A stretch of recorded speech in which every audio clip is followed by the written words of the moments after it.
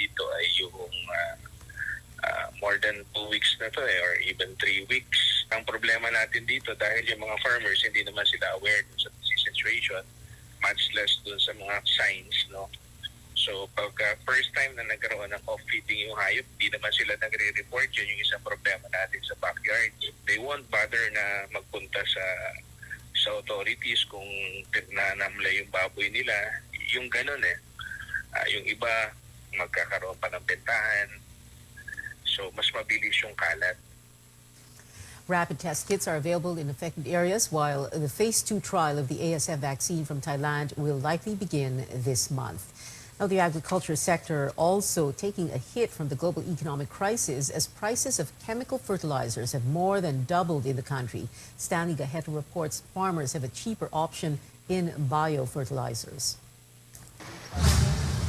As farmers grapple with rising costs of fertilizers, they can look to local technology to help tide them over to remain productive. Developed 4 decades ago at UP Los Baños in Laguna, the technology is just waiting to be tapped fully. Called biofertilizer, it uses nitrogen supplement for crops like rice and corn and even vegetables. A researcher says this could reduce fertilizer cost by half. This Bio-N can reduce the usage of chemical fertilizer. Using this Bio-N by only 5 packets per hectare, it can supplement the need of nitrogen requirements of the plants. Bio-N is a combination of compounds used for plants, pulverized wood charcoal, and garden soil. An expert says the technology can increase yield by 11%. This could help a lot because you are reducing the usage of chemical fertilizer. First, less pollution, environment friendly, this our microorganism. Farmer Pio Javier uses inputs like Bio-N that result in better rice production. Magkakaroon daw ng 20 hanggang 40% na katipiran sa paggamit ng nitrogen fertilizer. Yung roots ng palay ay talagang humahaba.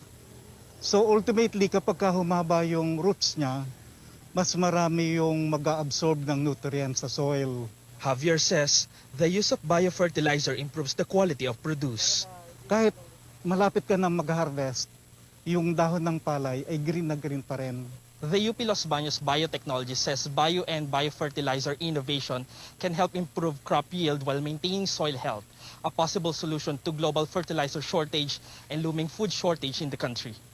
The Department of Science and Technology, PICARD, initially funded the research project years ago as it saw the potential of the biofertilizer research before and how it could help the agriculture sector. Siyempre compared sa chemical fertilizer, medyo sumusunod lang yung mga biofertilizers natin kasi nasa forefront pa rin yung mga chemical fertilizers kasi in terms of competition sa industry.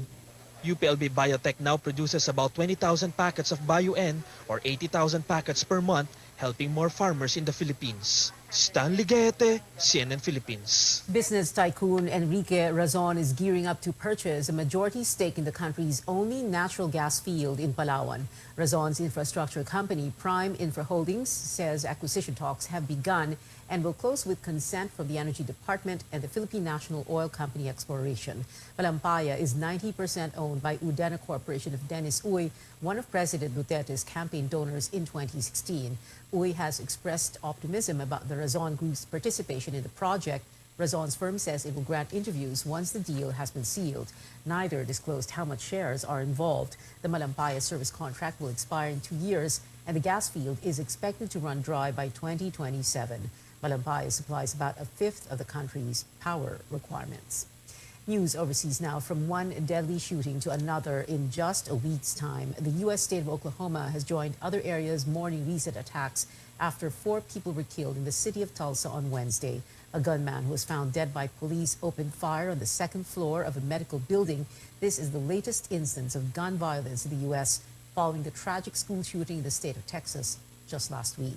CNN's Reed Binion now takes us to the crime scene in Tulsa. At least 4 people were shot and killed at a Tulsa medical building late Wednesday afternoon. Police say they believe the shooter took his own life. Right now, the suspect, we do not have an identity. That we believe we're getting close on the identity of the suspect. He is a black male, estimated to be 35 to 40 years old, and we have confirmed he had one long gun, a rifle, and one handgun. From what I understand is that the shooter had an issue with a specific physician, and that the shooter could not find this physician, and that elicited, his behavior at the shootings. A Tulsa police captain says the shooting is being treated as a catastrophic scene, requiring a mass evacuation of the building. Police say the building has hundreds of rooms that must be cleared during the evacuation. The scene is fairly limited to one section of that floor on the second floor, and officers are currently and detectives interviewing witnesses. I'm Reed Binion reporting. The White House says it is closely monitoring the situation and has reached out to state and local officials about the incident. Now, still in the U.S., Pfizer has asked the Food and Drug Administration to allow the emergency use of its vaccine for children 6 months to 5 years old. It said trial results showed the doses have an efficacy rate of about 80.3% against symptomatic COVID-19 in that age group. A different story in North Korea, where the COVID-19 situation is said to be getting worse. North Korean state media reporting the outbreak has subsided, but the WHO suspects underreporting figures, saying it is working with neighbors South Korea and China to find out what the real situation is like on the ground. Now, speaking of case reporting, French researchers say dogs may do a better job in detecting COVID-19 than rapid tests. Based on their study, specially trained canines sniffing sweat samples were able to detect the virus in nearly all cases, while rapid tests only picked up 84% of the infections.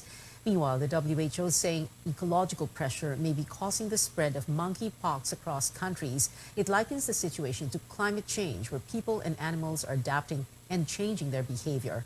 The WHO explains this makes more opportunities for diseases to cross from animals to humans. More stories ahead on Newsnight from the Cannes Film Festival. The critically acclaimed Triangle of Sadness will be showing in local cinemas soon.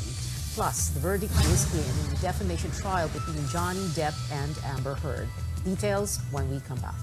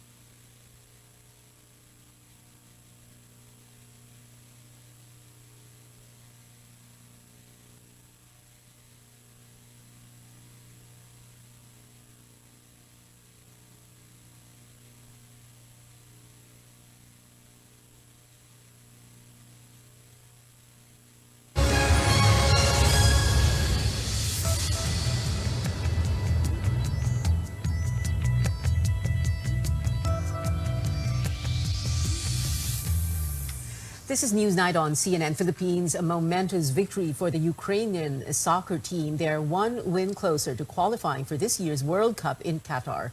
Ukraine beat Scotland 3-1 in the playoff semifinal in Glasgow. Fans, both Scottish and Ukrainian, cheered for Ukraine's first competitive game since Russia's war on the country. The squad will next face Wales on Monday. Ukraine has only qualified for the World Cup once, back in 2006. Now moving to the NBA, the Golden State Warriors and the Boston Celtics will clash in Game 1 of the finals tomorrow at 9 a.m. Philippine time. This is Golden State's sixth finals appearance in the past 8 seasons. Shifting gears, a jury found both Amber Heard and Johnny Depp liable for defamation, but Depp was awarded significantly more at $10 million in compensatory damages and $350,000 for punitive damages. The jury awarded Heard $2 million for compensatory damages. Depp sued his ex-wife over a 2018 opinion piece where she called herself a public figure representing domestic abuse. Heard countersued over statements Depp's attorney made on her abuse claims. Depp was not in court when the verdict was announced. Question. Due to circumstances surrounding the publication of the statement, it conveyed a defamatory implication to someone who saw it other than Mr. Depp. Answer, yes. Do you find that Mr. Depp has proven by clear and convincing evidence that Ms. Heard acted with actual malice? Answer, yes.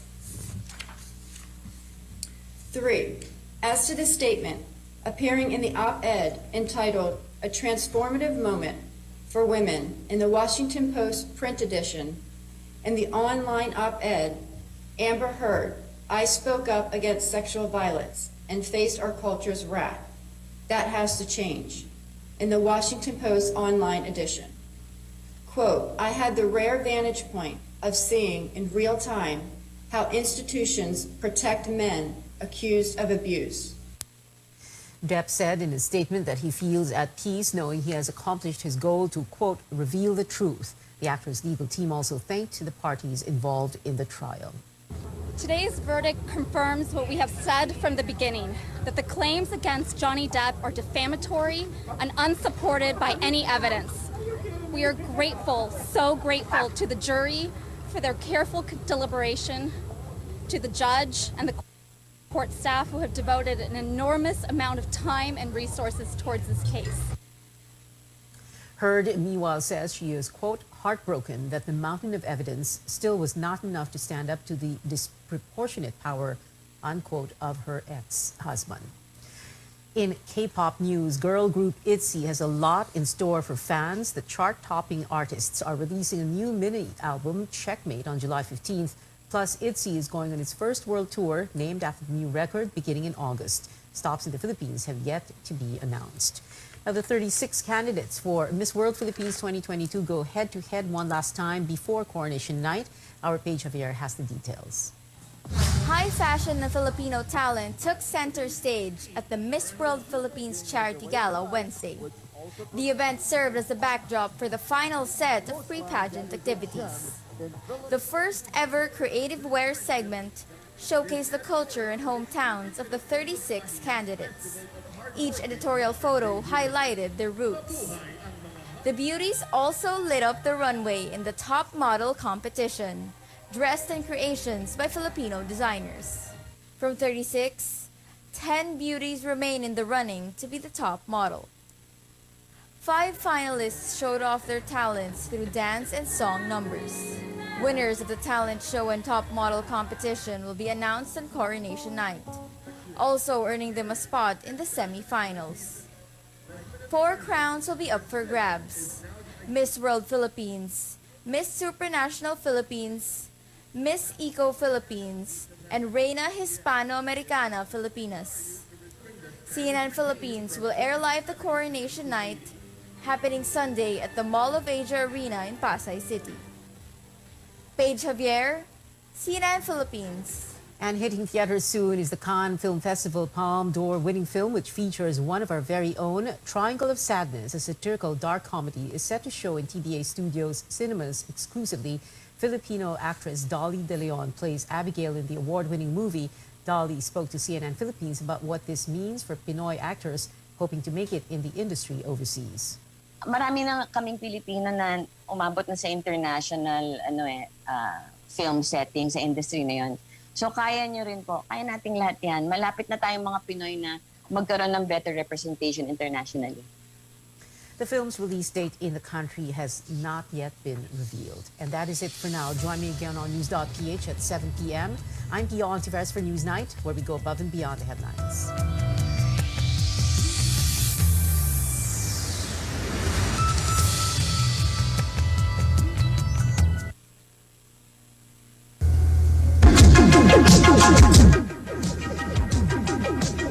RPN, Radio Philippines Network Incorporated, DXKO. 13 sa Zindang Utso sa Dayan sa inyong radyo. RPN DXKO, ang Radyo Ronda, dili sa Dakbayan sa Cagayan de Oro.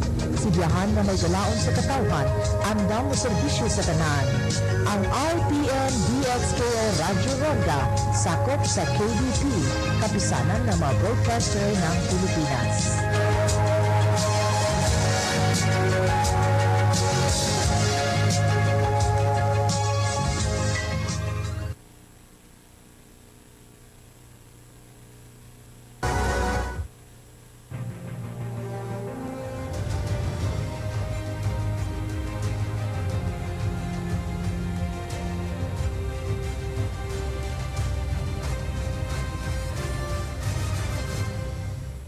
Welcome back.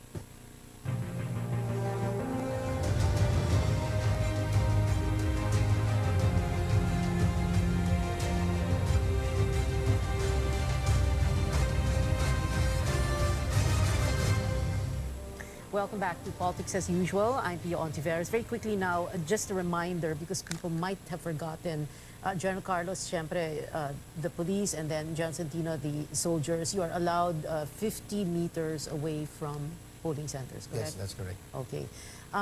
You know, there's still more to talk about with the AFP and the PNP, but let's speak first to NAMFREL and PPCRV. And I wanted to ask Mr. Dagman and Myla here, Myla Villanueva, no, listening to them, no, talking about all these scenarios, post-election scenarios before D-Day, eve of D-Day. What are your thoughts, and how are you preparing your own organizations for what is expected to happen? Mr. Dagman. Well, we've never had any problems with violence and things like that. And that's up to them. Yeah. We just take care of. You did a long time ago. Nung manual pa tayo. Nung manual pa, yeah. We just attend to the job that's before us. And since 2010, we've been handling the random manual audit. So that's what we concentrate on. We do some, where there are gaps and we have volunteers, then we do some poll watching, but that's not our main focus. It's really the random manual audit. Okay. Myla Villanueva for PPCRB. Yes, Pia, we have 500,000 volunteers this May 9, and they're poll watching in 100,000 plus precincts, no? And around 37,000 voting centers. So we are out there, and peace and order is a big concern, and therefore each of our coordinators have been meeting with the PNP and AFP in the areas, especially the areas of concern. So we're preparing for that as well. But we have been training. This is again not the first time PPCRV has been around. But as you can see in some of the photos, our areas that we cover are very remote in certain cases. Some are urban. So there are different scenarios for our volunteers, and we really train and work with them to keep their safety, first of all, in any event. Okay. Of course, you are, like you said earlier, you are doing the partial, unofficial quick count, and you are going to be receiving the election return, a digital transmission, and the hard copy. Yes. That you will compare, right? Yes, yes. Okay. And election night, we will already know the winners. Right. Well, it is called unofficial parallel count for a reason. We do not proclaim a winner Right. despite receiving. Our real work in the unofficial parallel count is to collect the fourth copy of the return when the polling centers close. That's around 7 o'clock. By law, we are allowed to pick up a fourth copy that is a pre-transmission copy. And then, of course, copy 9 forward is a post-transmission return. So the importance of that is we pick up, imagine the scale, 106,000 precincts. We pick this all up and send it to our command center, where each of the returns will be matched against the electronic copy. So the return that the VCM sends electronically is matched twice in a double-blind scenario, just to assure the public that no dagdag bawas was happening in the transmission. And in 2019, you were satisfied when you compared both the electronic copy and the hard copy, the fourth copy of the ER? Yes, back in 2019, we had 87,000 precincts. We picked up 77,000 returns, and we got a 99.995% match. So we certainly can assure the public that as they feed the ballots, there's so many questions about what happens after you feed the ballot into the machine. That transmission was well and good. That's good, 99.995% na nag-match. Okay. And earlier you were saying, of course, you're doing the unofficial count, no? And because the work of proclaiming, of doing the official count belongs to other groups, no, other boards of canvassers, right? Can you very briefly just remind our viewers, for example, sa local, sa national, senator, party list, president, Congress, who's going to be doing the official count, just so that people will remember? It's really always the COMELEC in any event. Therefore, the public should expect that we will stop at some point when the results are really nearing. The proclamation for national, president, vice president is really the work of the COMELEC, the Senate. And our job is really to sort of tell the public that the returns are coming in, that the technology is doing its job, that the results from the precincts are coming in, and then of course, we are also waiting for the physical returns, if those are also coming in, and that they are matching. PPCRV does not proclaim candidates, even if people think, wow, we know the results already. Yeah, you are just merely informing us of the results of the unofficial, partial, quick count. But election night, we will have proclamations at local levels, right? Cities, provinces, right?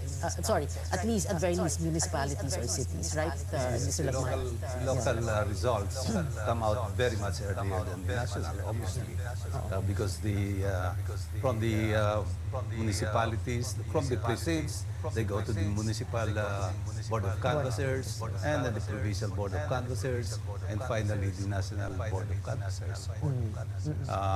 In the meantime, the local officials can be proclaimed even as they're still working on the national final tabulation.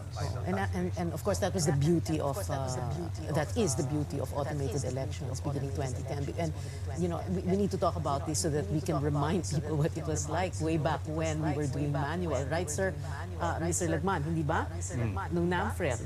Nung panahon ng NAMFREL, nung nagbabantay pa kayo ng balota at ballot box. Yeah, we would have, in 1986, for example, we had 500,000 volunteers working, and then just at the LaSalle Green Hills, we had 2,000 on 3 shifts, 2,000 volunteers working 3 shifts. And that's 3 floors. It's a good thing I was younger then. Yeah. The dome, the big dome of LaSalle. Big dome. Oo. Pero ibang-iba dati, no? Manual election, and then now, di ba? Less stress ngayon, right? Yeah, because first of all, it's faster. The COMELEC count then would extend up to June 30, almost. Right. And one time we were worried that they might not finish by June 30, and there might be a constitutional crisis. Yeah. Because we won't have any officials come July 1. Right. June 30, inaugural day. We're supposed to inaugurate the new president and VP. Yes, Myla. I would say poll watchers, a young person back then. In Rizal Stadium, people would be sleeping just in the stadium just to watch. No? There's something to say about the speed at which we know our results. There's less time for any cheating. The violence has gone down. And while the proclamations are happening in a very physical world, in the digital side of things, you're really knowing what's going on across local, provincial, and national positions. So it calms people down. Although for the losers, of course, they say natulog lang ako, pag nagsing ko, natapos na. But Well, there can only be one winner, right? How many winners can there be, Myla? One lang, right? Okay. You just really need to... Yes, of course. Yes, 12 senators, ilang bukal sa isang probinsya, ilang konsehal. Okay. Yeah. So, I'm very much happier now that the automated system is in place. And, you know, every election has something that happens. You know, it's not a perfect system in any case. But with the automated system, you can easily audit things. You can look at logs. You can ask the systems questions.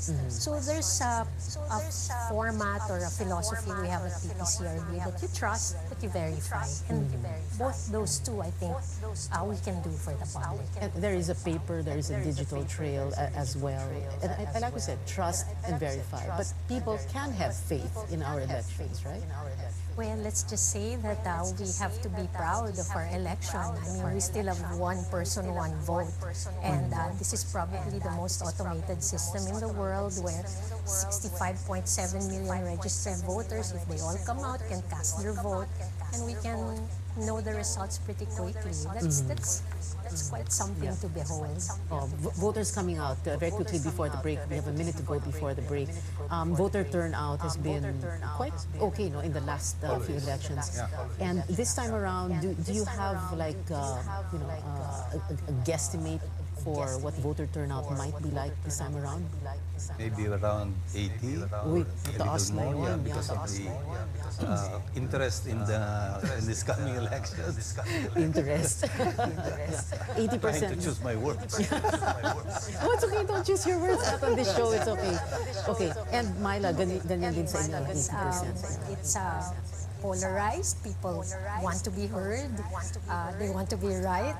Yeah. And I'm sure they're going to come out and have their voices heard. And that is democracy, right? Absolutely. Okay, I remember because I used to cover NAMFREL also way back when, and we would always talk about the fill-up rate for senators, yung dapat 12 senators. And it's very rarely do people fill up all 12, right, sir?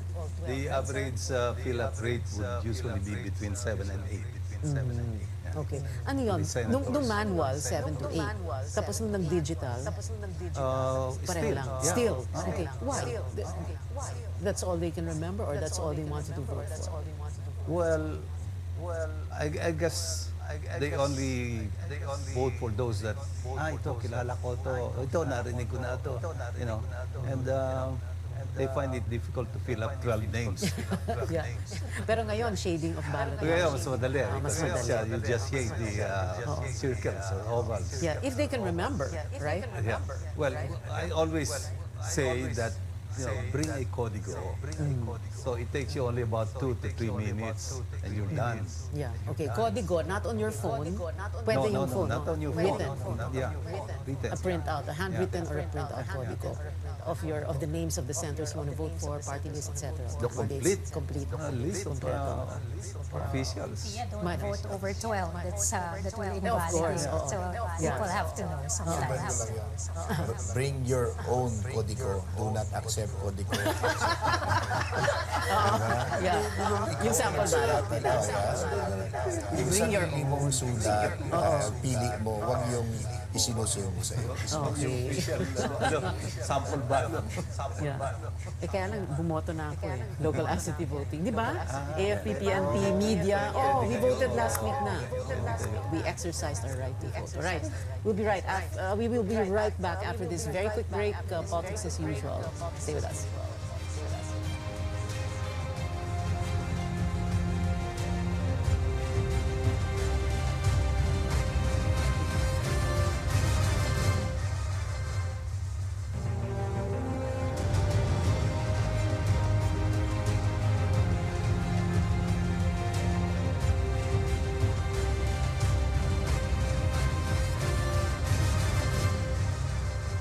Welcome back to Politics as Usual. I'm Pia Ontiveros. Gas Lagman and Milo Villanueva. Kanina pinag-uusapan na nga yung mga kodiko na kailangan dalhin na sabi nga ni John Arde, huwag kayong tatanggap ng kodiko mula sa ibang tao. Dapat madala kayong sarili. No? Pero I wanted to ask you this also. Ano yung mga most common mistakes ng mga botante and how can they avoid them? Well, Pia, there's so much disinformation going around in the internet, so this is a very important question. Napakasimple lang po bumoto. Isang presidente, i-shade. Shade 100%. Vice President shade. Kasi sinasabi po ng disinformation ngayon, i-X, i-cross out. Kung ayaw mo, don't. Please simplify, just vote and shade the oval. We're also still in the middle of the pandemic. So the COMELEC has come out with a precinct finder. Very easy to use. Hanapin nyo na po ang inyong presinto kasi dyan nagkakagulo sa election day. So that's another way. And yes, please know your votes already. So I agree very much that you would save a lot of time and also probably get to vote more senators because yes, I hear that people have problems remembering 12 names. Okay, basta not more than 12. Okay, Lisa Lagman, any other reminders for voters? Well, be careful lang kasi sometimes one of the mistakes that a voter does is while thinking natutudlok yung pen on a kwan, no? So be very careful. Just make sure that you're shading the right oval, circle. Okay. So if you're still thinking, parang lift your pen. Lift parang your hindi pen, in other words, parang ganito, parang hindi nakaganon. Okay. Yeah. Although sa local absentee voting kasi manual but Ganun ba? Okay. Okay. So just be very, very careful or else it could mean na ma-invalidate ang balota. And then better for them to go to the polls early. Ako, I usually vote 7 o'clock. I'm done. Okay. All right. Okay. Kanina with General Centino and General Carlos na pag-usapan na nabanggit na itong mga areas of concern, yung mga tinatawag na hotspots. So can we talk about that plus the private armed groups because I'm sure that magkasama na yun. Ano? So when it comes to areas of concern, areas of grave concern, may different color symbols yan. At the same time, syempre, pag sinasabing private armed groups, we've been talking about private army since the late 80s, 90s. Hanggang ngayon pa ba merong mga ganoon? And what kind of a threat do they pose for our elections? Let's begin with John Centino. Together with the COMELEC, PNP and the AAP submits our information regarding situation in certain areas. And with this information, we're able to come up with the classification of areas, areas of grave concern. And we have a color code for these areas: green, yellow, orange, and red. This is, as I was saying earlier, needed to because we can practically cover all areas. Importante doon identify din natin saan talaga malamang magkaroon ng problema during election day. So and that's where you concentrate most of your forces. We deploy our forces.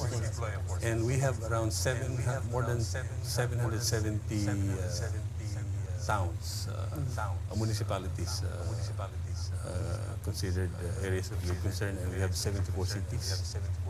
And this is where we concentrate our deployment of forces. Okay, and for the PNP, ganun din. Yes, we made this recommendation to the COMELEC, and the final category nila will come from the COMELEC. The latest is we have 10 towns in Lanao and in Maguindanao that are now under the COMELEC control. So the red colored areas, doon kami nagko-concentrate. These are areas where presence of the local terror group, the New People's Army that converts themselves to be of service, where also when they for candidates or they require PTC, permit to campaign. So these areas yung nabanggit na kanina. May permit to campaign. You have monitored candidates selling of this election compared to the previous elections. So yun ang binabantayan natin. And then we also look at the historical record of how many, if there are election-related incidents in the past 2 elections, so we can categorize them as red kung meron. Karamihan naman po nito ay it's over 100 lang naman na nasa red category. The rest are we're monitoring them and making sure that no ERIs or ERBIs will happen, election-related incidents. So far, total natin 53. 10 are the only confirmed election-related incidents, and they are under investigation at this time already. So, compared to the previous elections, mas okay tayo ngayon, mas lower. Dahil sa pandemya? Hindi naman. Kasi pagdating ng January, nasa labas na rin ng tao eh.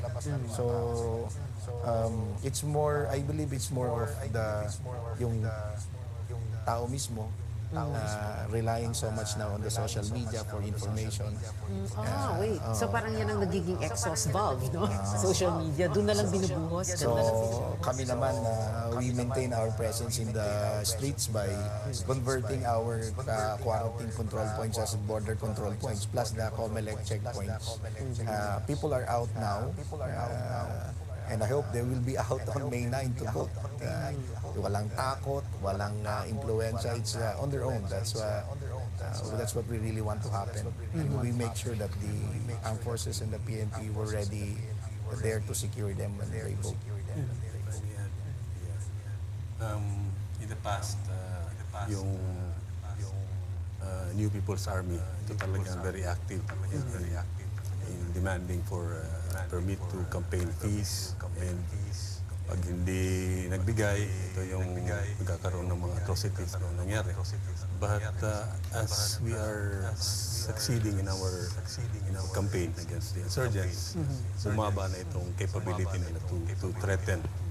So that's why we see na itong reduction of election-related incidents over the past elections. Ngayon, mababa talaga. That's one factor that we see. Okay. Nabanggit na rin ni General Carlos itong mga checkpoints, no? And doon yung nakukuha karamihan ng mga loose firearms, for example.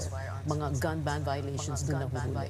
Nahuhuli natin sila because of the checkpoints. It's over 2,850 ang total natin as of today from day 1. Pero marami po sa ating pong nare-recover na firearms are being turned in by the candidates, turned in by voluntarily. Like for example, yung pong ating pong nagsusurrender ng mga NPA rebels, they're turning in their firearms, and we're counting this as to reduce the number of loose firearms in the street or in the hands of unauthorized personnel. So marami po yung ganyan. Tapos yung ina-account namin through bilang boga, through our efforts to go and ask the owner of registered firearms to renew their firearms registration. So it's the different efforts to remove or take away these firearms during the election period para hindi magamit. But what kind of firearms? Long arms? Mostly yan sidearm short firearms. Okay. All right. We'll have to take a quick break going into the final stretch of the show. More on our discussion when we come back. Stay tuned.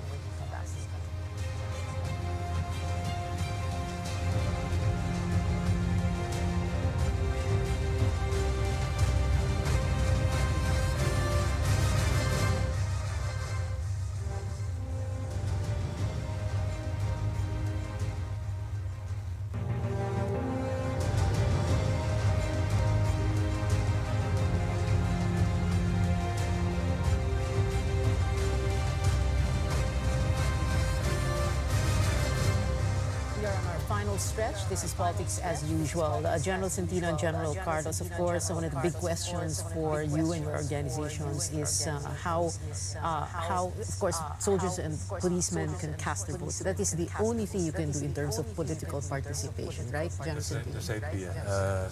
We can vote on election day, and some have actually voted. They avail of the absentee voting option. And we have always been emphatic about this among our soldiers. As an organization, we have to be non-partisan, We won't be siding with any group. We don't support any candidate, any political group. Our duty is to ensure the security of the process, the physical aspect of security of the elections. That's really our primary duty. And I've been saying this to our soldiers that sometimes our personal preference is immaterial. We just keep it to ourselves. Maybe election day we cast our vote. That's about it.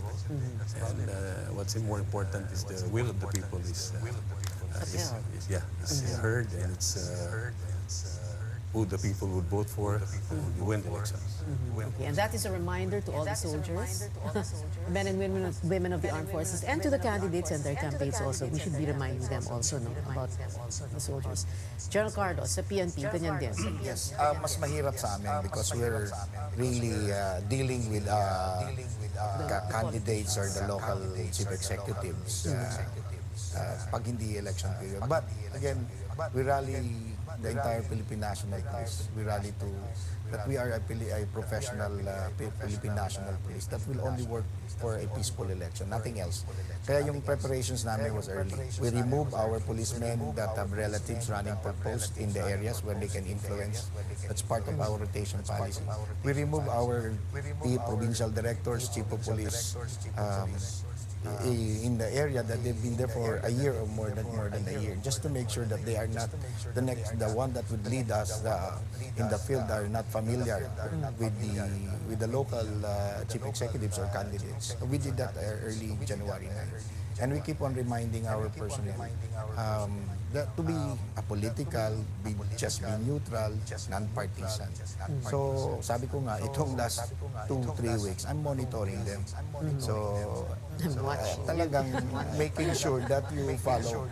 So kung meron hindi nag-declare, so I have to remove this personnel that did not declare that they have relatives running in these areas. But generally, the entire Philippine National Police, majority, talaga pong very professional sila, at least kami at this time, making sure that wala muna kaming hi hello sa mga local chief executives or the candidates that are running. And ang aming pong plano, bumoto lahat ng pulis na rehistrado. They will go to where they are registered voters. And thank you very much to the COMELEC for allowing us to vote early in the morning, in uniform, and the moment after we have cast our votes, magpe-perform na po kami ng duty to make sure the rest of the Filipino people can go out and vote. Yun po yung aming pong gagawin. Okay. And so that is a reminder to the men and women of the Philippine National Police, and I'm repeating, I know I sound like a broken record, to the Philippine National Police and the candidates and their campaigns, right? Yan po ang billing ng Commander-in-Chief, the President himself. So we follow. At alam niyo yun that is in the Constitution, right? Loyalty to the Constitution. You will remain non-partisan until the last ballot is counted, correct? General Santino and General Carlos. Final words, very quickly now. Gus Lagman of of NAMFREL first. I would suggest to all voters to vote early and to bring a código so that they can also fill up their ballots quickly. And maybe go back to the precinct during the counting, just to watch, and that's it. Let's respect the will of the people. Respect the will of the people. Myla Villanueva, PPCRP. Well, don't take the privilege for granted. Please go out and vote. Discern your votes well. It will affect the next 6 years of your life. So especially to our young voters, discern, think, pray, and go out and cast your vote.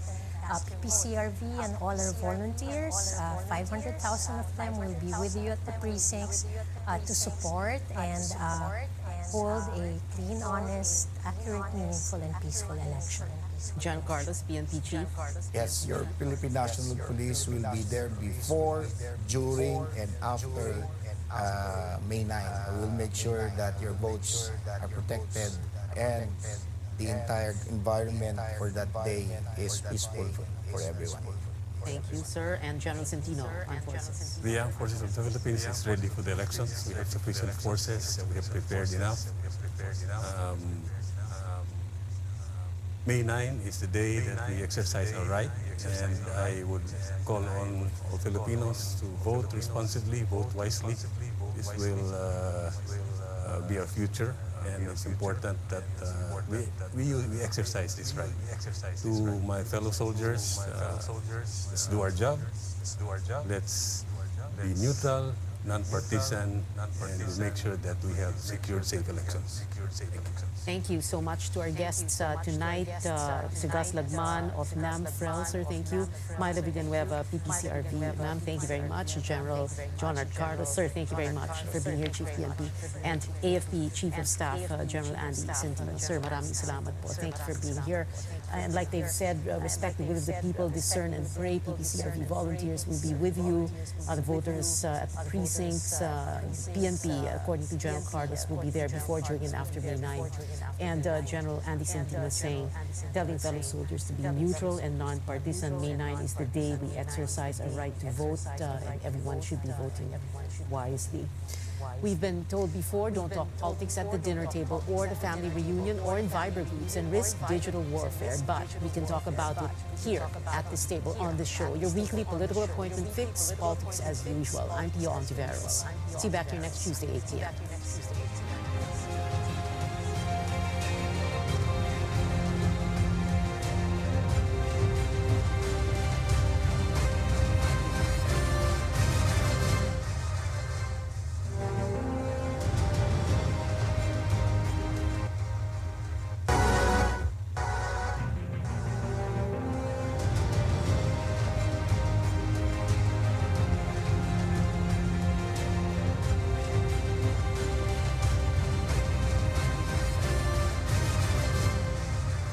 Welcome back to Politics as Usual. I'm Pio Ontiveros. Very quickly now, just a reminder, because people might have forgotten, General Carlos, syempre, the police, and then General Centino, the soldiers, you are allowed 50 meters away from polling centers, correct? Yes, that's correct. Okay. You know, there's still more to talk about with the AFP and the PNP, but let's speak first to NAMFREL and to PCRV. And I wanted to ask Mr. Lagman and Myla here, Myla Villanueva, listening to them, talking about all these scenarios, post-election scenarios before D-Day, eve of D-Day. What are your thoughts and how are you preparing your own organizations for what is expected to happen? We've never had any problems with violence and things like that. And that's up to them. That's up to them. We just take care of. You did a long time ago. Nung manual pa tayo. Nung manual pa, yeah. We just attend to the job that's before us. And since 2010, we've been handling the random manual audit. So that's what we concentrate on. We do some, where there are gaps and we have volunteers, then we do some poll watching, but that's not our main focus. It's really the random manual audit. Okay, Myla Villanueva for PPCRV. Yes, Pia, we have 500,000 volunteers this May 9, and they're poll watching in 100,000 plus precincts, and around 37,000 voting centers. So we are out there, and peace and order is a big concern, and therefore each of our coordinators have been meeting with the PNP and AFP in the areas, especially the areas of concern. So we're preparing for that as well. But we have been training. This is again not the first time PPCRV has been around. But as you can see in some of the photos, our areas that we cover are very remote in certain cases. Some are urban. So there are different scenarios for our volunteers, and we really train and work with them to keep their safety, first of all, in any event. Okay. Of course, you are, like you said earlier, you are doing the partial unofficial quick count, and you are going to be receiving the election return, a digital transmission, and the hard copy that you will compare, right? Okay, and election night we will already know the winners. Well, it is called unofficial parallel count for a reason. We do not proclaim a winner despite receiving. Our real work in the unofficial parallel count is to collect the fourth copy of the return when the polling centers close. That's around 7 o'clock. By law, we are allowed to pick up a fourth copy that is a pre-transmission copy. And then, of course, copy 9 forward is a post-transmission return. So the importance of that is we pick up, imagine the scale, 106,000 precincts. We pick this all up and send it to our command center where each of the returns will be matched against the electronic copy. So the return that the VCM sends electronically is matched twice in a double-blind scenario, just to assure the public that no dagbawas was happening in the transmission. And in 2019, you were satisfied when you compared both the electronic copy and the hard copy, the fourth copy of the ES. Back in 2019, we had 87,000 precincts. We picked up 77,000 returns, and we got a 99.995% match. So we certainly can assure the public that as they feed the ballots, there's so many questions about what happens after you feed the ballot into the machine. That transmission was well and good. That's good. 99.995% na nag-match. Okay. And earlier you were saying, of course, you're doing the unofficial count, no? And because the work of proclaiming, of doing the official count belongs to other groups, no? Other boards of canvassers, right? Can you very briefly just remind our viewers, for example, sa local, sa national, senator party, vice president, Congress, who's going to be doing the official count, just so that people will remember? It's really always the COMELEC in any event.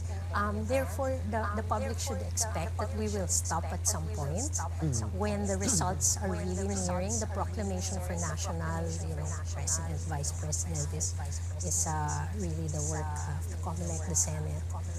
And our job is really to sort of tell the public that the returns are coming in, that the technology is doing its job, that the results from the precincts are coming in, and then of course, we are also waiting for the physical returns, that those are also coming in and that they are matching.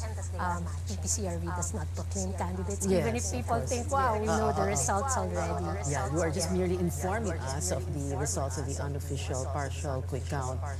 But election night, we will have proclamations at local levels, right? Cities, provinces, right?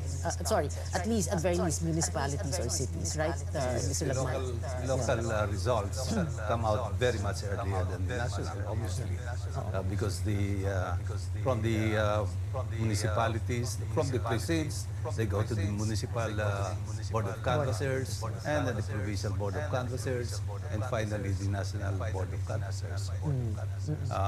In the meantime, the local officials can be proclaimed even as they're still working on their national final tabulation.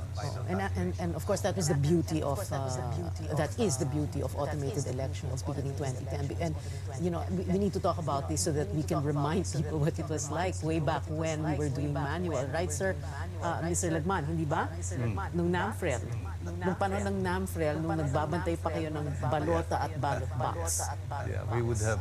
In 1986, for example, we had 500,000 volunteers working, and then just at the LaSalle Green Hills, we had 2,000 on 3 shifts, 2,000 volunteers working 3 shifts.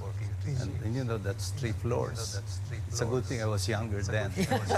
Yeah, the big dome of LaSalle. The big dome. Pero ibang-iba dati, no? Manual election, and then now, di ba? Less stress ngayon, right? Yeah, because first of all, it's faster. The COMELEC count then would extend up to June 30, almost. Right. And one time we were worried that they might not finish by June 30, and there might be a constitutional crisis. Yeah. Because we wanted any officials come July 1. Right. June 30, inaugural day. We're supposed to inaugurate the new president and VP. Yes, I Myla. would say poll watchers, a young person back then. In Rizal Stadium, people would be sleeping just in the stadium just to watch. No? There's something to say about the speed at which we know our results. There's less time for any cheating. The violence has gone down. And while the proclamations are happening in a very physical world, in the digital side of things, you're really knowing what's going on across local, provincial, and national positions. So it calms people down. Although for the losers, of course, they say natulog lang ako, pag gising ko, natapos na. But there's There can really only be one winner, right? How many winners can there be, Myla? One lang, right? One lang. So, you just need to... Councilors and senators. Yes, of course. Yes, 12 senators, ilang bukal sa isang probinsya, ilang konsehal. Okay. Yeah. So, I'm very much happier now that the automated system is in place. And, you know, every election has something that happens. You know, it's not a perfect system in any case.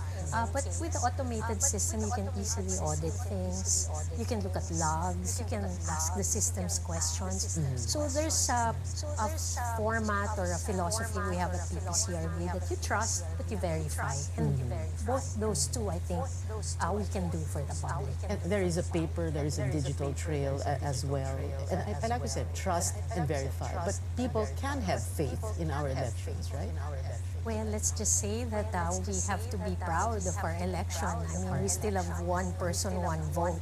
And this is probably the most automated system in the world where 65.7 million registered voters, if they all come out, can cast their vote.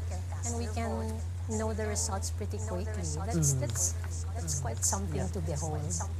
Voters coming out very quickly before the break. We have a minute to go before the break. Voter turnout has been quite okay, in the last few elections. And this time around, do you have like a guesstimate for what voter turnout might be like this time around? Maybe around 80, Uy, a little more, because of the interest in this coming elections. Interest. 80%. Trying to choose my words.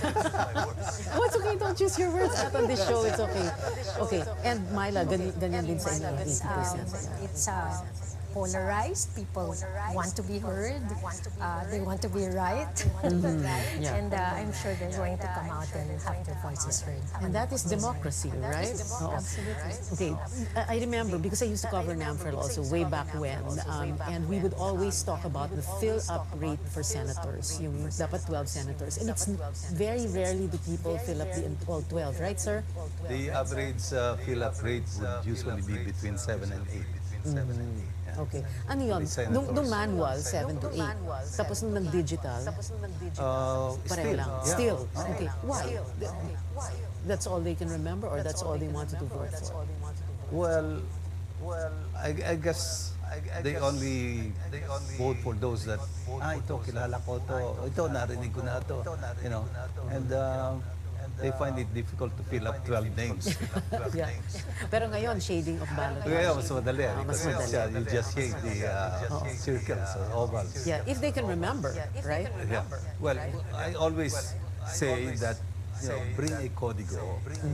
So it takes you only about 2 to 3 minutes and you're done. Yeah. Okay, código, not on your phone.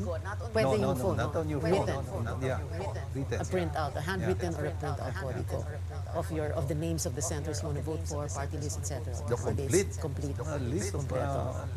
officials. Don't vote over 12. That will Of course, invalidate. oo. So Yeah. people have to know sometimes. Bring your own código. Do not accept código. Yeah. Yung sample ballot. Yung Bring your sarili mong sulat, pili mo, wag yung isinusumo sa'yo. Okay. Sample ballot. Yeah. Kaya lang, bumoto na ako eh. Local absentee voting. Di ba? AFP-PNP, media. Oh, we voted last week na. We exercised our right to vote. All right. We'll be right we will be right back after this very quick break. Politics as usual. Stay with us.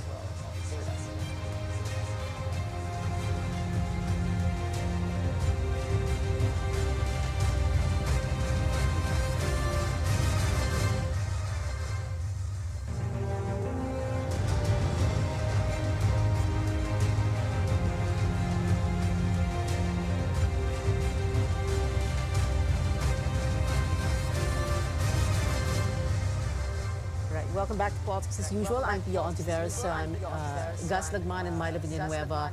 Kanina pinag-uusapan na nga yung mga kodiko na kailangan dalhin na sabi nga ni John Orde, huwag kayong tatanggap ng kodiko mula sa ibang tao, dapat nadala kayong sarili. No? Pero I wanted to ask you this also, ano yung mga most common mistakes ng mga botante and how can they avoid them? Well, Pia, there's so much disinformation going around in the internet, so this is a very important question. Napakasimple lang po bumoto. Isang presidente is shade. Shade 100%. Vice President shade. Kasi sinasabi po ng disinformation ngayon, i-X, i-cross out. Kung ayaw mo, don't. Please simplify, just vote and shade the oval. We're also still in the middle of the pandemic. So the COMELEC has come out with a precinct finder. Very easy to use. Hanapin nyo na po ang inyong presinto kasi dyan nagkakagulo sa election day. So that's another way. And yes, please know your vote